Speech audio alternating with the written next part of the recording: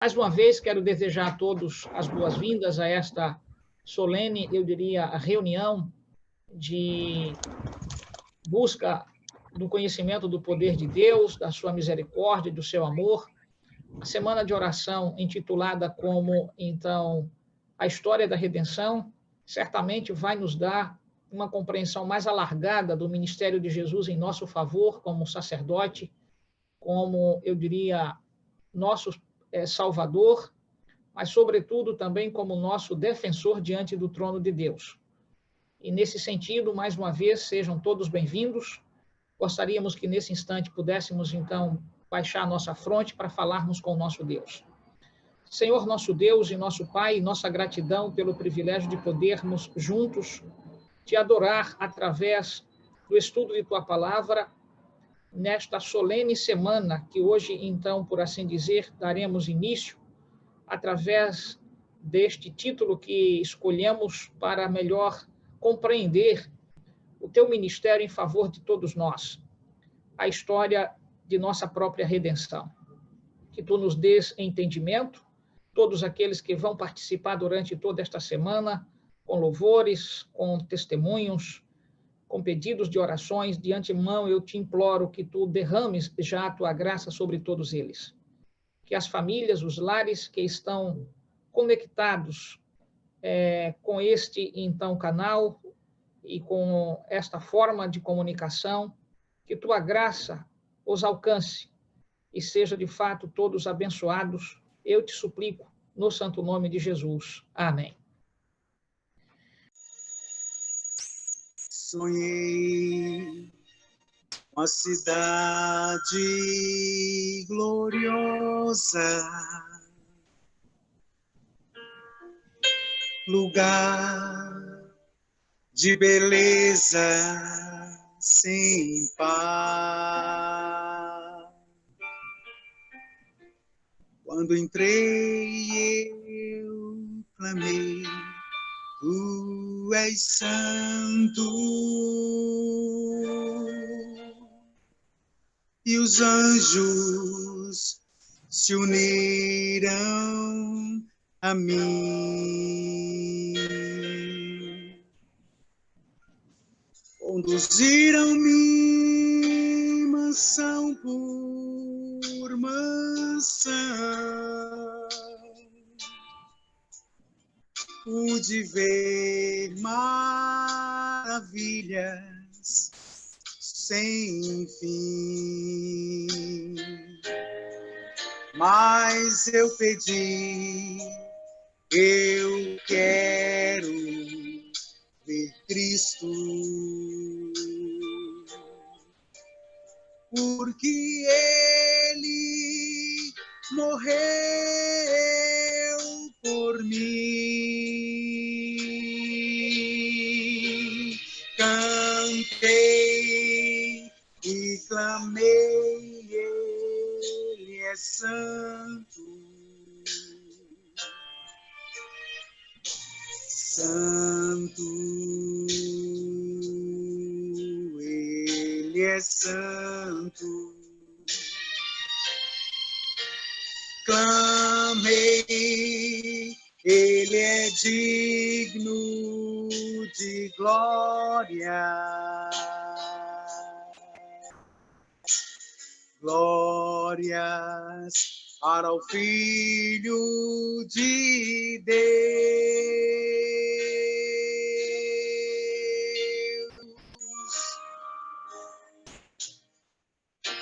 Ao transpor os portais da cidade, encontrei meus amigos e irmãos, reunidos nas ruas do céu. Oh, que cena, eu nem sei descrever. Lá eu encontrei Jacó e Isaque. Falei com Marcos e com Moisés, mas eu pedi, eu quero ver Cristo, porque Ele morreu por mim. Oh, cantei e clamei, Ele é santo, santo, Ele é santo. Clamei, Ele é digno de glória.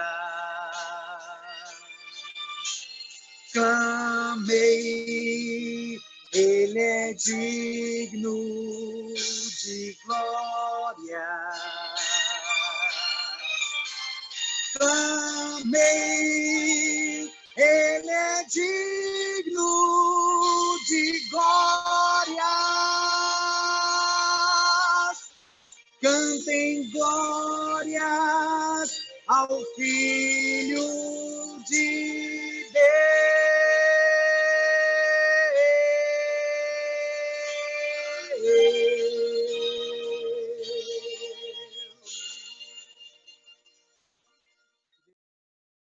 Oremos.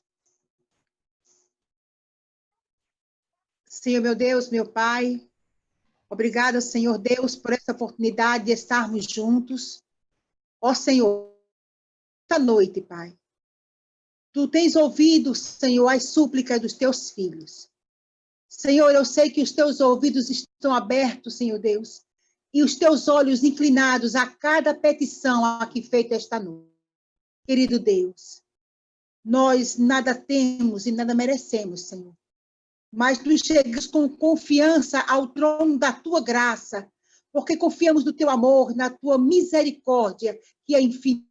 Pai, nós te confiamos, Senhor, a saúde dos teus. Nós confiamos, Senhor Deus, a salvação de filhos, maridos e esposas. Pai eterno, médico dos médicos, Senhor. Tu podes, Senhor. Tu podes fazer tudo, porque a vida e a morte te pertencem. Pai querido, nós te pedimos, Senhor Deus, encarecidamente, que tu venha, ó Pai, fortalecer e renovar o nosso espírito, Senhor. Que nós possamos ter uma porção dobrada do teu espírito. São dias difíceis, dias trabalhosos, mas nós confiamos em ti, Senhor. O general que nunca perdeu uma batalha. Ó Pai, perdoa as nossas fragilidades. Perdoa, Senhor Deus, às vezes, a nossa pouca fé. Tem misericórdia de nós, Senhor. Tem misericórdia da tua igreja. Reaviva, Pai. Reaviva os sonhos. Reaviva, Senhor Deus, os projetos. A visão de céu, a visão de reino, seja restaurada, Senhor, para a tua glória. Pai, dai-nos uma noite, Senhor Deus, de aprendizado e de paz. Nós te pedimos, sendo, em nome. Amém. Aqui estamos para que juntos possamos estudar a palavra de Deus. Esta será uma semana de oração, onde nós teremos a alegria de percorrermos estas cenas que dizem respeito ao cuidado que Deus tem por todos aqueles que se submetem àquilo que Ele, portanto, ofereceu como o dom da vida na pessoa do seu Filho, o nosso Salvador, Jesus Cristo. Então, nesta noite, nós vamos abrir esta semana de oração com a mensagem que está dentro do tema geral, né, a história da redenção, mas nosso enfoque, neste instante em particular, será exatamente demonstrar como as coisas em nível, portanto, do céu e na maneira como Jesus administra, então, todas as situações, desde o processo de criação da terra até, então, a meticulosa criação do ser humano, nós teremos, então, nossos olhares e nossos ouvidos voltados especificamente para eu diria, estas cenas.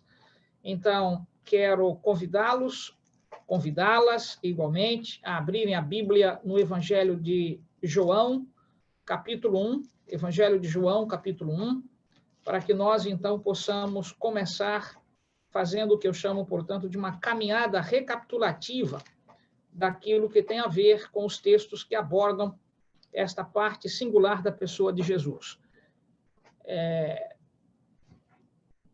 Vamos fazer uma prece mais uma vez. Senhor Deus, tua palavra está aberta. Neste momento em particular, eu te suplico que tu nos dês entendimento, no santo nome de Jesus. Amém. Como eu lhes disse, nós vamos percorrer, então, alguns versos, nesse sentido particular de verificar a forma como os céus administram as questões de natureza, eu diria, solenes acerca de todos nós seres humanos, própria situação de terra, e algumas lâminas que eu aqui também preparei para que possamos, então, fazer algumas leituras de duas obras em particular de Ellen White, uma intitulada como Patriarcas e Profetas, duas lâminas nesse sentido, e então mais duas outras lâminas que são de duas obras bastante antigas, que tem a ver com uma obra em inglês intitulada Spiritual Gifts, e então uma outra que tem a ver com a história da redenção. Na verdade, o livro tem, portanto, esta mesma, eu diria, expressão que nós escolhemos para colocar aqui nesta semana como sugestão do amigo aí, Miguel, que procurar exatamente todos nós para juntos estudarmos estas verdades. Então, voltem, portanto, agora à Bíblia, vamos fazer leitura e vamos começar trabalhando, portanto, essas questões. No princípio era o Verbo, e o Verbo estava com Deus, e o Verbo era Deus. Ele estava no princípio com Deus. O Evangelho de João, ele, então, numa perspectiva totalmente diferente dos demais outros evangelhos, Mateus, Marcos e Lucas, que abordam especificamente sobre o ministério de Jesus, em particular aqui na Terra, o enfoque é sobre mais a humanidade de Cristo. O Evangelho de João vai num sentido totalmente oposto. A ênfase é sobre a, então, divindade de Jesus, ou seja, a sua natureza divina. E, nesse aspecto, quando essas expressões aqui se impõem, de que, no princípio, era o Verbo, essa é uma expressão que está ecoando lá do texto de Gênesis, capítulo 1, verso 1. Lá a expressão começa exatamente com a mesma frase, no princípio. Mas aqui no grego, a expressão, portanto, no princípio é enarque, a expressão arque, que significa especificamente isto, início, começo, princípio. A expressão lá em hebraico, em Gênesis, capítulo 1, verso 1, é bereshit. Essa expressão significa exatamente isto também, início, ou seja, houve um start, um começo de todas as coisas. E precisamos atentar que, no início de todas estas coisas, observe quem estava presente. A expressão aqui é o Verbo que estava, portanto, com Deus, e o Verbo era Deus. Observe, portanto, que na compreensão de João, o Espírito de Deus lhe revela que Cristo Jesus fez parte de toda esta, então, estrutura e projeto de criação das coisas. Aliás, nós vamos ver outros versos que vão na mesma direção, mas se aqui, por alguma razão, você não compreender-se que o Verbo, portanto, é Cristo Jesus, no versículo 14, aqui do mesmo capítulo do Evangelho de João, nós encontramos uma resposta enfática, porque alguém poderia se perguntar, como poderia, portanto, a expressão verbo aqui referir-se a Jesus? Referir-se, então, a Cristo, nosso Salvador? Bem, nós só temos a informação que o verbo é, de fato, de Cristo aqui que se fala e não do Pai, porque observe como a frase também no início, ela apresenta, eu diria, as duas pessoas da divindade. Observe, No princípio era o Verbo, e o Verbo estava com Deus, e o Verbo era Deus. Então, nós temos, então, duas pessoas aqui sendo manifestas, ou de quem se refere. O Verbo estava com Deus, então não poderia ser o próprio Deus, se estava, portanto, na presença de. E é nesse sentido aqui que agora vem a outra expressão. E o Verbo era Deus, retomando, portanto, a natureza divina daquele que estava com Deus. Portanto, este verso, ele caminha nessa direção de que, num princípio, ao qual nós não sabemos quando isto ocorrera, quando todas as coisas, então, foram tomadas, eu diria, em consonância com Deus o Pai, Deus Filho e Deus Espírito Santo, vamos ver isso aqui em outros versos, para cuidar de assuntos que são solenes, e esses assuntos, de alguma maneira, estão também, eu diria, mencionados lá em Apocalipse, capítulo, então, 5 e 6, especificamente quando tratam ali sobre os primeiros 6 selos. Há um livro ali que está selado com 7 selos, e João chora porque não consegue encontrar no céu nem na terra ninguém capaz que pudesse tomar o livro daquele que estava sentado no trono e abrir o livro e desatar os selos.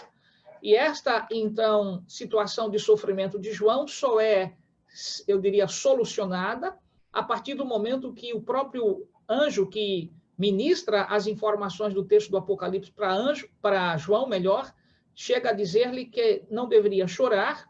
Um dos anciãos, na verdade, ali diz isso para João, porque o cordeiro que foi morto, e então foi digno de tomar o livro e desatar os selos.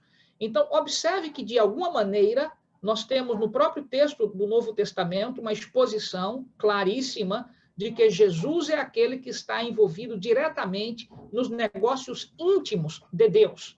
Dizendo de outra maneira, tudo aquilo que tem natureza singular, de decisões que tem a ver com salvação, que tem a ver, portanto, com condenação, ou que tem a ver, portanto, com o regramento de todo o céu, toda a terra e todo o universo, essas coisas, a expressão em latim que a gente usa é ab scondiditum, significa dizer que essas coisas profundas não são reveladas, inclusivamente, a anjos. O Senhor é que prescruta todas estas coisas e, necessariamente, aquilo que ele quer que nós conheçamos, ele permite que os mensageiros, os anjos, passem, portanto, a trazer estas informações. Então, o Apocalipse, por assim dizer, revela parte destas cenas. Cenas que ocorreram no céu e que nós só tivemos conhecimento porque Deus permitiu que elas fossem, portanto, através de Jesus, outorgada, portanto, aos anjos, para trazerem, portanto, até João, e João noticiar as igrejas, inclusive uma das últimas que nós fazemos parte, que é esse período agora laodiceano. Então, quando você volta ao texto do Evangelho de João, capítulo 1, verso 1, que evidências nós temos aqui? De que em algum instante, no cômputo de Deus, houve um início para todas as coisas. Mas observe, o Senhor Jesus já estava lá. Então, ele não faz parte da criação.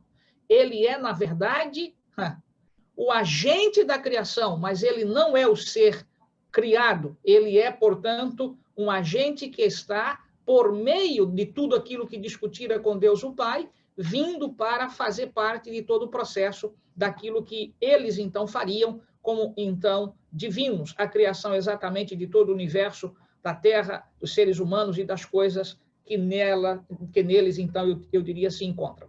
Mas voltando, a expressão, portanto, aqui, verbo, porque ela é uma referência a Cristo, porque o verso 14 diz isto. Observe, então, o verso 14 do Evangelho de João diz, e o verbo se fez carne e habitou entre nós, cheio de graça e de verdade, e vimos a sua glória, glória como unigênito do Pai. Quem é este, portanto, aqui de quem se fala? Não pode ser outro, exceto Jesus. Em outras palavras, ou seja, se assim mesmo você ainda tivesse dúvida, quando você vai para o texto, que muitas vezes é decorado, mas não compreendido, que é o Evangelho de João, ainda capítulo 3, verso 16, observe que lá a palavra unigênito, mais uma vez, aparece. E ela está relacionada à pessoa de Jesus.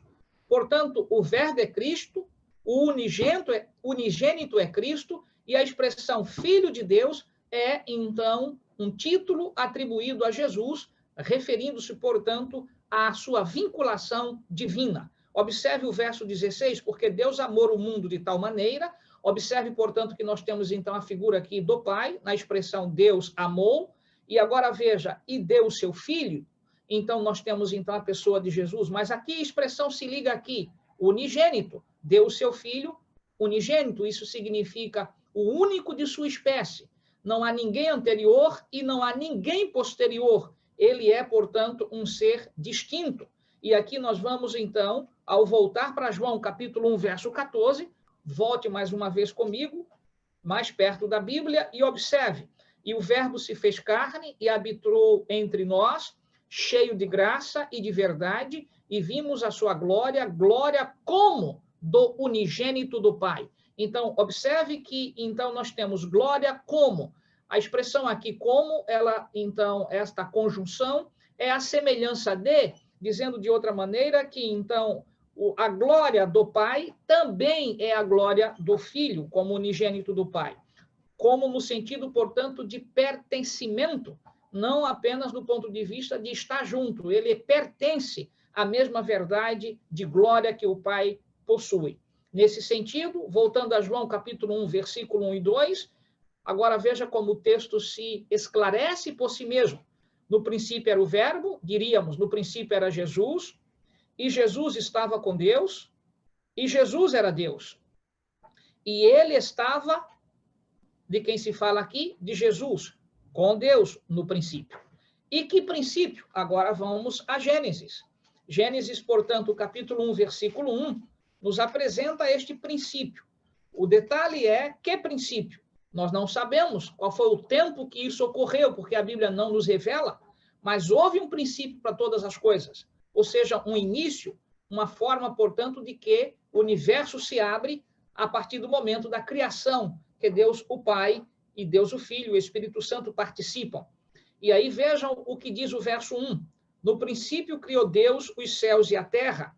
A expressão hebraica que aqui está, então, para princípio, eu já lhes dei, a expressão bereshit, e a expressão, portanto, criar é o verbo bara, e a expressão Deus aqui que está em hebraico é Elohim.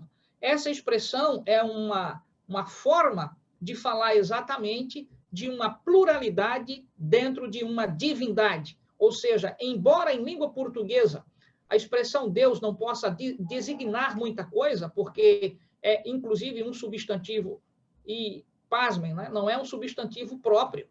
Este é o grande drama de língua portuguesa, de querer compreender as coisas da Bíblia através, muitas vezes, de uma linguagem pobre, como é a nossa língua portuguesa, para certos sentidos.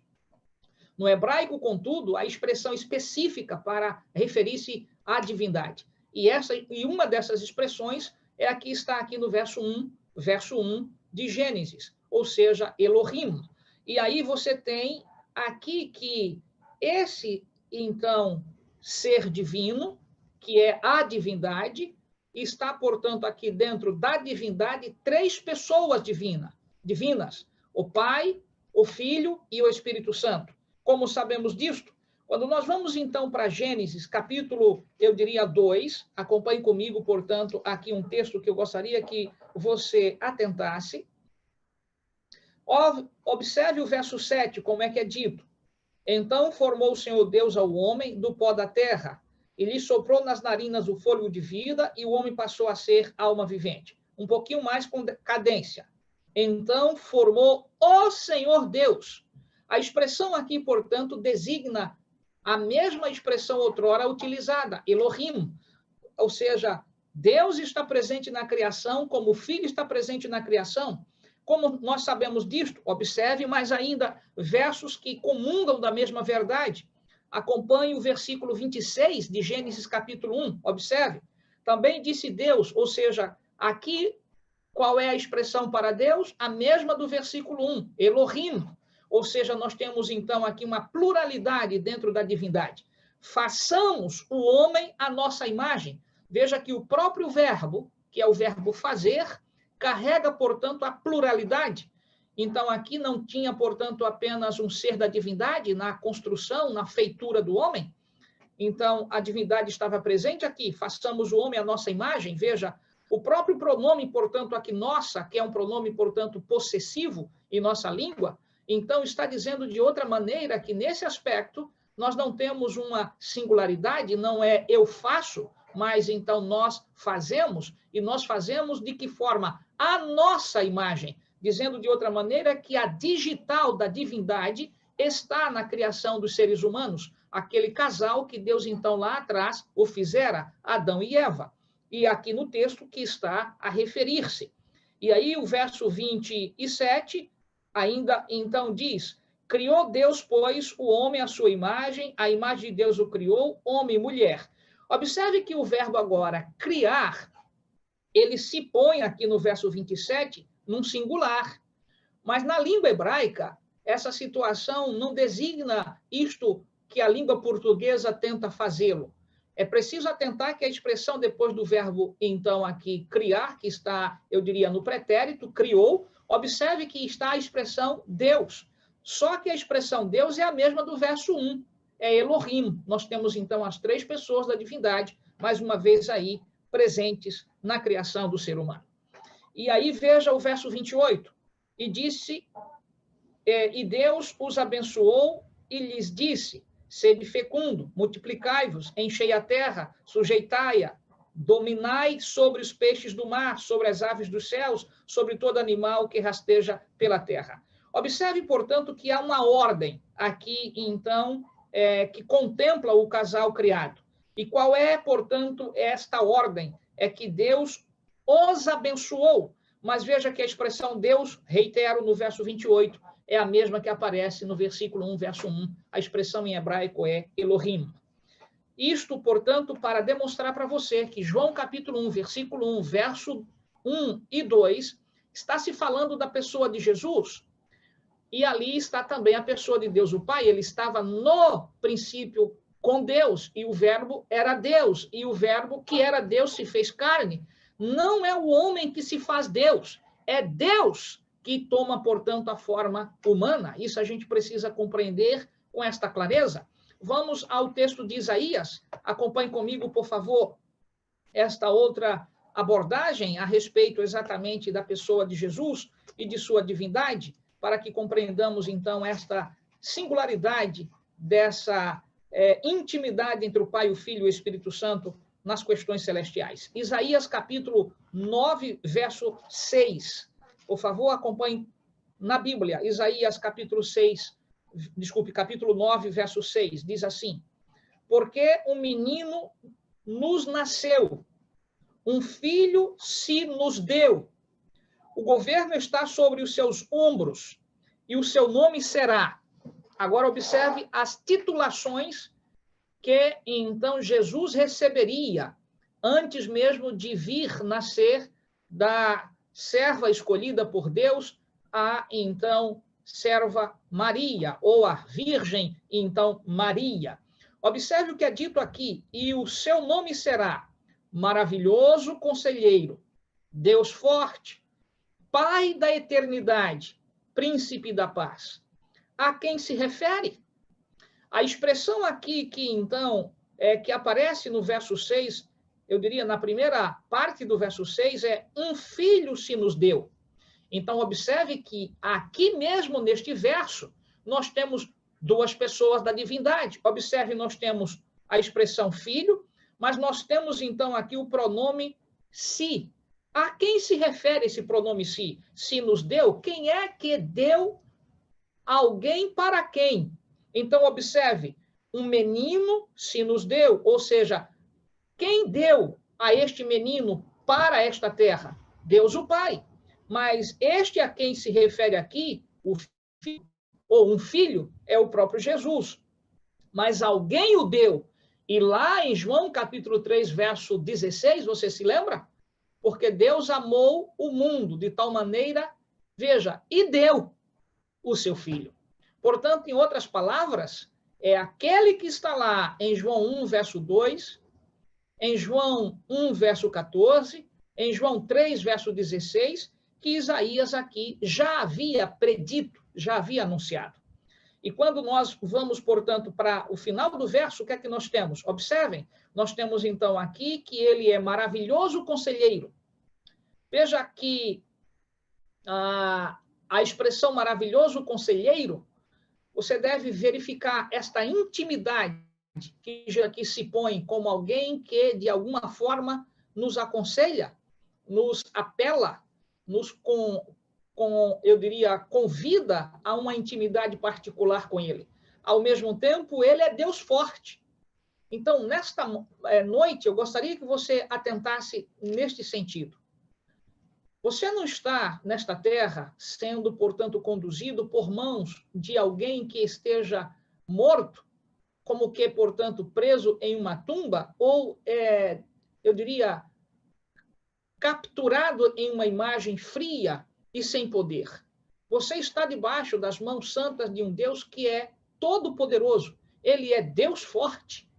E essa expressão deve carregar no seu coração e no meu, a convicção de que nada está ausente ao seu poder. Ele tudo pode. E isto deveria garantir para você um pouco mais de confiança. Às vezes, a nossa fé não está muito bem alicerçada, porque a gente perde de vista as verdades que ficaram expressas na palavra de Deus. E, às vezes, estamos buscando para fora da palavra de Deus. Quando você estuda mais acerca, portanto, de sua salvação, do seu Salvador, é claro que sua fé se robustece, é claro que você, então, se reequilibra.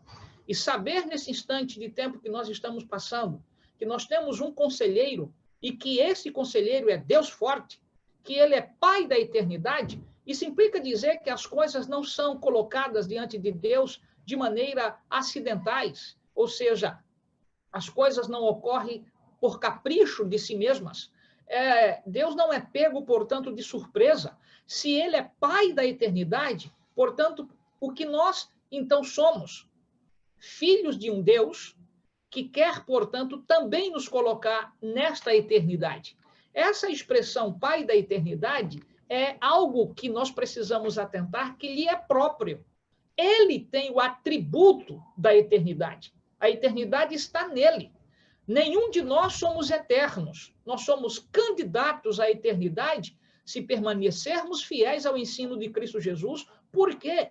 Se lembre que Adão, para poder gozar de 930 anos de vida, ele precisou comer de um fruto que Deus lhe deu autoridade para fazê-lo, que era o fruto da árvore da vida. Mas depois que houve a desobediência, Deus proibiu, porque se ele viesse a comer, nós teríamos dificuldades tremendas para o pecado encerrar, porque tornar-nos como então dependentes de Adão, como que eternos, porque a árvore da vida, de acordo com o que está no Gênesis, no Apocalipse, ela então garante a perpetuidade, ou seja, a ausência da morte. Por isso que ela é nominada de árvore de vida, porque é exatamente um contraste com a árvore da morte, a árvore do conhecimento do bem e do mal. Então, nesse sentido, se ele é o Pai da eternidade, nada é pego ao Senhor de surpresa, como eu já disse. Ele não passa pelo acaso, as coisas não ocorrem como capricho natural. Na verdade, o Senhor é o Senhor do tempo, mas o tempo não pode, portanto, conter a Deus, porque ele é o próprio regente do tempo. E, nesse sentido, a última expressão é príncipe da paz. Você se lembra que Jesus, então, sempre se apresentou nos evangelhos desta forma? Veja, quando ele visitava pessoas, ele, então, paz esteja neste lar, paz esteja nesta casa.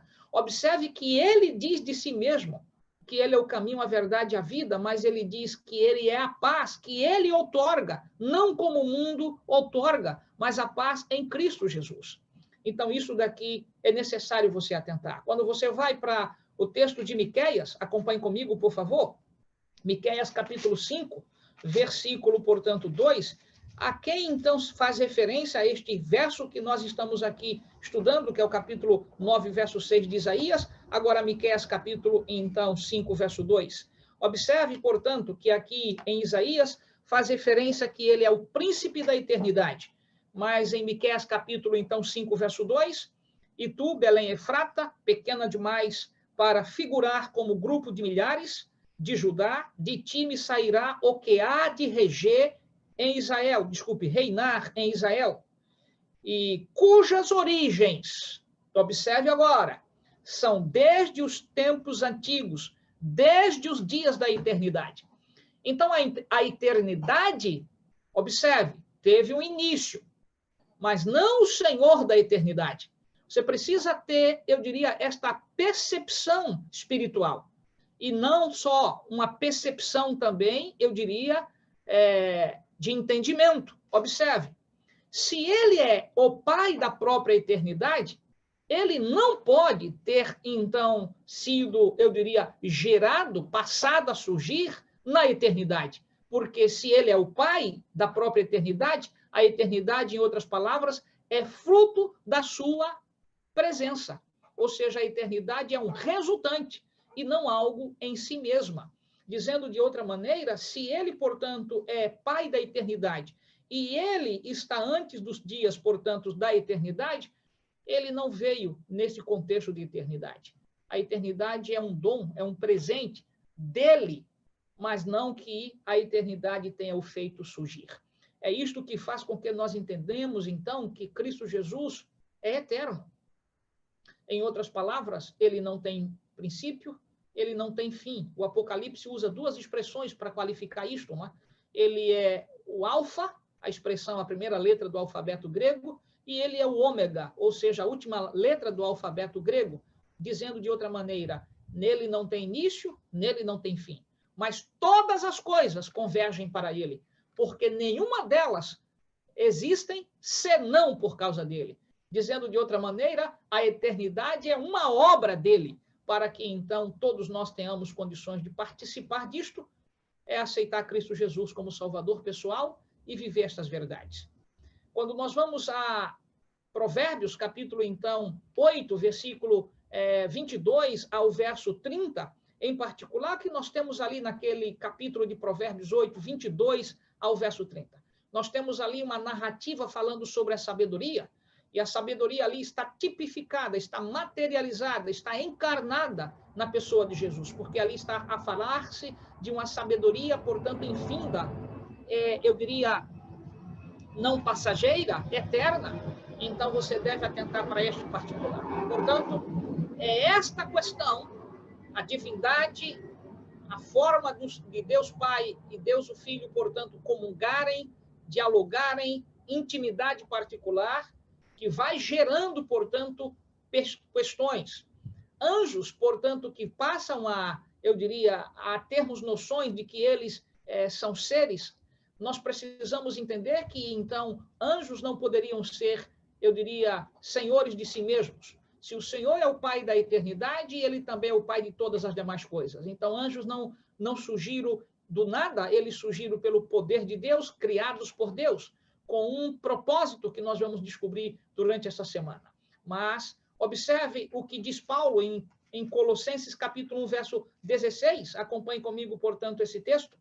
Colossenses capítulo 1, verso 16, sobre esse aspecto da divindade de Cristo Jesus. Veja que verso espetacular. Colossenses capítulo 1, versículo 16. Nesse texto, Paulo, portanto, aqui fala exatamente desta singularidade, não é? E aí vejam, pois nele foram criadas todas as coisas. Observe agora, nos céus e sobre a terra, as visíveis e as invisíveis, sejam tronos, sejam soberanias, quer principados, quer potestades, tudo criado por meio dele e para ele. Você entendeu isto? Nenhuma coisa foi criada sem propósito. Quando você olha, muitas vezes, para este mundo que está, de alguma forma, desorganizado, e por que está desorganizado? Não que Deus tenha criado desorganizado. Deus não criou do caos, Deus criou na ordem. O caos, a bagunça, a desordem, eles vieram, portanto, como consequências de uma ação que nós vamos atentar para ela daqui a pouco, de um ser que se rebela contra a ordem de Deus. Ordem aqui no sentido, portanto, não de comando, mas no sentido de organização, de, então, todas as coisas no seu devido lugar. eu sou bastante intimidado com este verso pela a maneira, eu diria, tão sublime como Paulo, portanto, capta palavra a palavra para chamar-nos a atenção que nada neste mundo está sem propósito. Ontem à noite, apenas aqui abrindo um parênteses, eu preguei em uma das igrejas do distrito. E ali eu preguei exatamente sobre o propósito da vida. E uma das coisas que eu queria dizer-lhes nesta noite é exatamente isto. Quando você não sabe a razão de sua existência, o porquê de você estar aqui, o porquê de você estar fazendo o que você faz, a vida perde, portanto, sentido. A vida perde, portanto, o prazer de tê-la. Mas você precisa atentar que você chegou a essa terra porque Deus permitiu. Deus tem um propósito para você. E o propósito não é para que você seja nessa terra alguém doente, sofredor. Você precisa se agarrar às promessas do Senhor Jesus e reclamá-la. Nós temos de atentar que Ele não é o responsável por essa desordem, por este caos, pela a forma como as pessoas se relacionam, às vezes sempre com interesses, ou muitas vezes com agressões sobre outros. Mas todas as coisas foram criadas com um propósito, a que Paulo aqui se refere. A criação, a ordem de Deus lá atrás, no Gênesis. Porque depois da desordem, o Senhor não pode ser responsável pelos acidentes, ele não pode ser responsável pelos assassinatos, ele não pode ser responsável pelo primeiro, eu diria, fratricida, que foi o caso, portanto, ali do Caim em relação a Babel. Nós não podemos olhar a cena de Gênesis capítulo 4 como sendo o Senhor o responsável, ele não o é. Nós temos de atentar que ele criou o mundo perfeito. Observe como o Gênesis termina. E havendo Deus terminado a sua obra no dia 7º, descansou de todas as coisas que fizera. E no 7º dia, ele o abençoou, santificou e descansou. Mas observe que uma circula todos esses dias. Eis que tudo era bom. Deus nunca criou nada mal, adventistas do 7º dia e amigos que por alguma razão estejam me escutando. Ele é o Deus do amor, é isso que está lá na carta de João. Ele nos ama profundamente. Mas, às vezes, nós estamos perdendo de vista que existe o que a gente chama, portanto, de uma introdução de força oposta, no sentido exatamente de querer deslustrar o caráter, a figura de Deus o Pai. Esta é a razão por que Cristo Jesus veio ao mundo. Ele não veio a este mundo por um acaso, por uma situação acidental. Nós não cremos, portanto, em o que a gente poderia dizer caprichos. Nós cremos em providência. Nós não somos filhos que confiamos, então, no acaso. Nós somos filhos que confiamos na providência. Deus não foi pego de surpresa diante, portanto, das cenas de um anjo que levou quase que, então, um pouco mais da metade dos anjos a exatamente aceitarem o seu engodo, os seus, eu diria, conselhos de desordem e que não se aperceberam. E depois de algumas cenas, nós vamos nos aperceber que esta metade que ele conseguiu convencer, houve então diversos diálogos e responsabilizações, e então convite, e só então deste grupo, que foi a metade dos anjos, ele ainda conseguiu trazer uma terça parte. Mas isso nós vamos ver no decorrer, eu diria, desta semana, para que você se aperceba que o que você conhece de uma terça parte não foi exatamente o que Lúcifer conseguiu levar. Ele conseguiu, na verdade, levar a dúvida à metade angelical. Quase todo o céu, por assim dizer, entrou em polvorosa, com exceção exatamente das pessoas da divindade, Deus Pai, Deus Filho e Deus Espírito Santo, porque não são seres criados, ele é o Pai da própria eternidade. Mas todos os demais anjos foram criados com liberdade, e nós vamos ver isso daqui mais uns instantes. Então, atente, vou retornar ao verso, você precisa atentar qual o propósito de sua vida, qual o propósito do seu casamento, qual o propósito de você estar na empresa que você está, qual o propósito de você, então, estar namorando com a pessoa que você namora, qual o propósito de você estar como adventista do 7º dia, qual o propósito de você, talvez, que esteja aqui assistindo, que não seja adventista do 7º dia, e está se perguntando qual o propósito de você ter vindo a esta terra.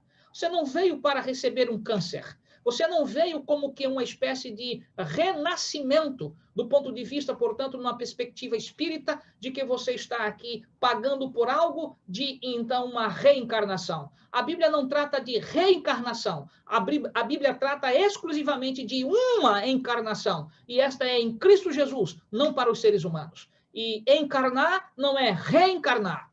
Então, a gente precisa estar consciente das verdades que são expressas na palavra de Deus. Você que me escuta nesta noite, eu não sei porque o Espírito de Deus está me impelindo a te dizer isto, mas eu preciso te dizer. E aqui quero que você compreenda que Deus te ama, que Deus te quer, que Ele, na realidade, não te criou para que você vivesse nessa terra como que, então, um indigente de um canto para outro. Não é Ele responsável pela ausência de alimento. Não é Ele responsável pela, eu diria, transformação da natureza. Não é Ele o responsável pela falta, muitas vezes, de equilíbrio emocional que você não tem. Ele não é responsável, então, pela tua falta de apreço, de amor, ou de cuidado, ou de não ter nenhuma destas coisas. Ele é Deus de amor. Ele é príncipe da paz. Ele é Deus forte. Ele é, portanto, o nosso conselheiro. Ele é o seu amigo. Mas você precisa conhecer, porque a gente só pode desenvolver relacionamento, amizade, confiança com pessoas com quem nós desenvolvemos essas coisas. Quando nós, por alguma razão, julgamos as pessoas, muitas vezes, pelo modo delas serem, pelo tom de voz, muitas vezes pela a forma incisiva de dizer as coisas, sem ter conhecido a elas, nós estamos fazendo um julgamento muito precário. Observe, muitas vezes, se você tivesse chegado ao templo, quando Jesus estava com aquela, eu diria, vamos usar uma linguagem mais simples, um chicote na mão, uma azorrague na mão. Se você, portanto, tivesse chegado ali no momento que ele estava virando as bancas daqueles cambistas, como você poderia dizer que ele é paz? Como você poderia dizer que ele é, então, conselheiro? Você diria, como este pode ser exatamente o Deus de amor? O amor suporta, mas não se permite ser acuado. O amor suporta, mas não se permite ser acuado. O Deus que, então, derrubou as bancas dos campistas é o Deus que apelou ao coração de todos aqueles que lá estavam, que a sua casa não poderia se transformar num covil, então, de saltador, eu diria, de ladrões, de saltimbancos, muitas vezes, portanto, de furtos ali e de cobranças, eu diria, estupendas diante de pessoas que não podiam pagar sequer por um par de rolinhas. Mas o que fizeram da casa de Deus? Um comércio. E como Deus poderia, então, suportar que a sua própria casa ficasse da forma como estava? Como ele disse, a minha casa deverá ser chamada casa de oração para todos os povos. E vós a transformai, então, numa casa de cambistas, de vendas. Deus não criou, portanto, o santuário para isto. Ele não criou o templo para isto. E quando os homens perderam de vista que o templo deveria, portanto, ser uma espécie de pedagogia, de meio, mas não de um fim em si mesmo, ele permitiu que o santuário fosse destruído, porque o santuário de todos os santuários lá estava naquele ambiente, que era Cristo Jesus, e eles não o receberam. Esta é a razão porque Ageu chega a dizer que, então, a glória da segunda casa será maior. Não que o templo reconstruído por Zorobabel, e muito menos, portanto, a reforma feita por Herodes, trouxe algum embelezamento e, então, alguma espécie de manifestação sobrenatural. Não. Desde o momento que Nabucodonosor destruiu o templo, lá, portanto, eu diria, no século VI a.C., desde aquele instante que o Shekinah não mais se manifestou no meio do santuário. Por quê? Porque o texto bíblico era enfático. A luz que viria ao mundo era Cristo Jesus. E os homens estavam mais presos a ritos. E muitas vezes você está preso aos seus ritos, está preso, portanto, a um propósito simplesmente de comer, beber, ir para um serviço, retornar, e esse ciclo que muitas vezes não encerra, você não tem paz. Por quê? Porque a vida não se limita, meu querido amigo e irmão, que me escuta, a comer e beber, a trabalhar. O Senhor colocou um dia no tempo para que você pudesse ter paz nele. E esse dia, a Bíblia descreve como o 7º dia, o sábado do Senhor. O sábado não foi criado para que você se torne, portanto, mais um revoltado. Ele foi criado para que você tenha amizade com Deus e o adore na beleza de sua santidade. Isso te traz paz. Mesmo quando diante de uma semana cheia de dificuldades, patrão muitas vezes que te tira do sério, patroa que muitas vezes te tira do sério, os filhos que muitas vezes te tiram do sério, você precisa tentar que Deus te chama no 7º dia para descansar nele, para ter paz. E descanso não tem a ver de ficar, portanto, às 10, 11 horas da manhã em cima de uma cama. tem a ver de, numa comunhão singular com Ele, entender que Ele está te dando a segurança de você poder enfrentar uma nova semana, porque nele você pode encontrar paz. Mas onde Israel buscou paz? Nas regras, nos discursos vazios, numa religião falsária, quando Deus queria, na verdade, um relacionamento íntimo, particular e honesto com Ele. É a isto que Paulo diz que todas as coisas, portanto, foram criadas, visíveis e invisíveis. O que você vê, bendiga a Deus. E aquilo que você não vê, também bendiga, porque talvez se você soubesse, você não teria paz. Deus é muito misericordioso para com todos nós. Esta é a razão porque, então, quer potestade. Tudo foi criado por meio dele e para ele. Quando um pássaro canta, é louvor ao Senhor. Quando ele permite que o alimento chegue à sua casa, no suor do teu rosto, é louvor ao Senhor. Mas estamos reconhecendo isto? A história da redenção tem de passar por todas estas coisas. Você precisa entender que você não veio aqui como uma ameba, como, portanto, eu diria, algum tipo de animal unicelular que se desenvolveu e se tornou um bípede. Você é fruto das mãos de um Deus todo-poderoso, forte, que criou a você, colocou a digital no primeiro casal e esta digitalização passou para todos nós. Você precisa atentar para isto, que você pode estar recebendo de algumas pessoas, talvez, palavras de baixo calão, mas quando se olhar no espelho mais uma vez esta noite, lembre-se dessas palavras do Espírito de Deus ao teu coração. Você é a coisa mais importante que Deus tem na terra. E você não é fruto do acaso. Você não é fruto de uma ameba que desenvolveu. Você, portanto, é fruto do amor de um Deus que te teceu de maneira especial na pessoa de Adão e Eva. E nós somos, portanto, descendentes de todas estas questões, sem nos responsabilizarmos pelos seus pecados. Somos responsabilizados pelos nossos.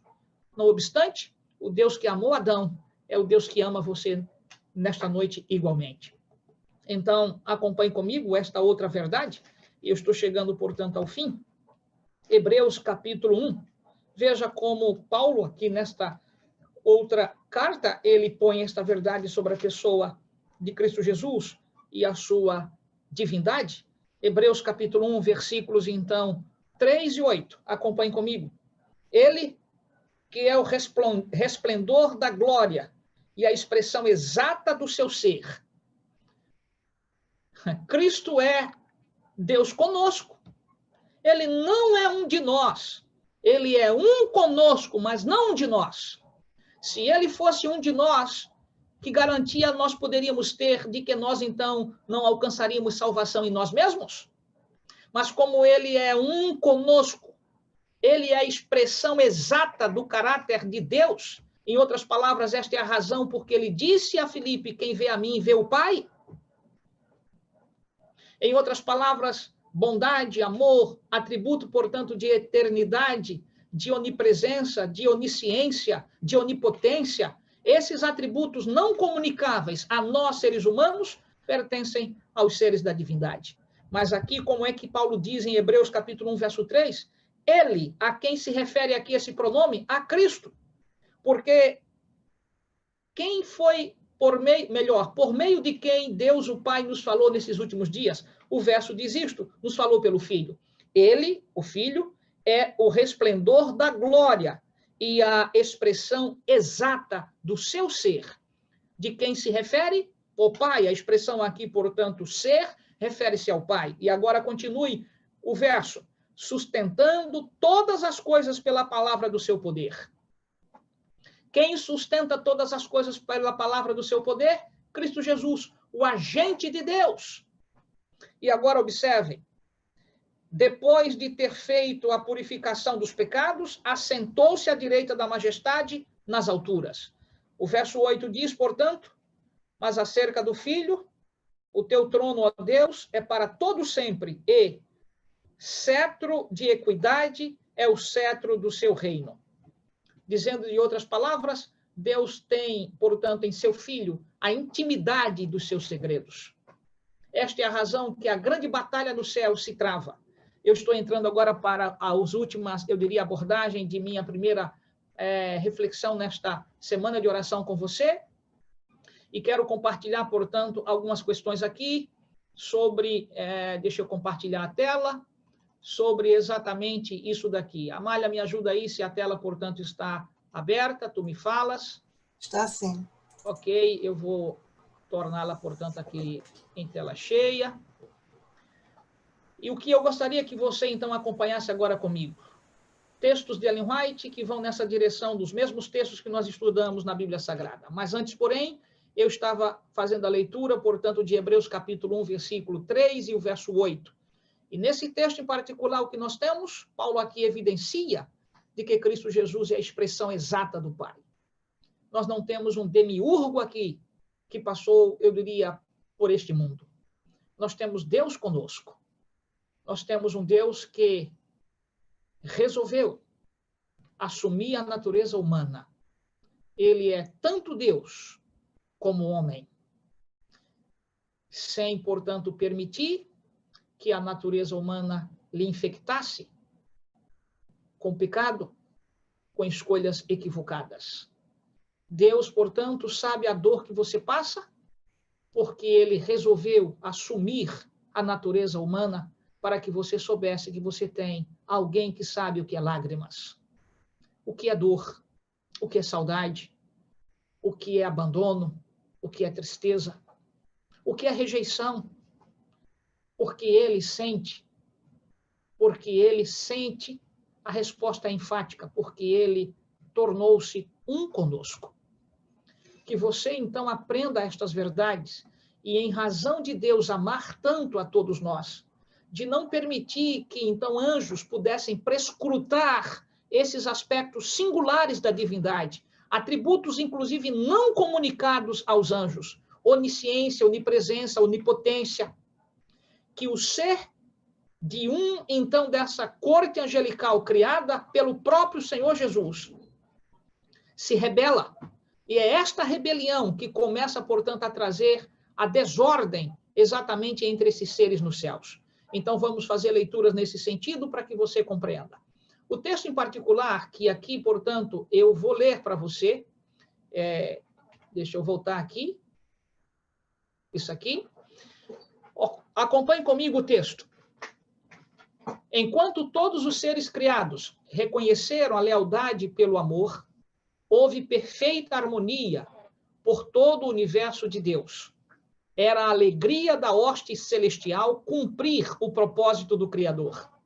Deleitavam-se em refletir a sua glória e a patentear o seu louvor. E enquanto foi supremo o amor para com Deus, o amor de uns para com os outros foi cheio de confiança e abnegado.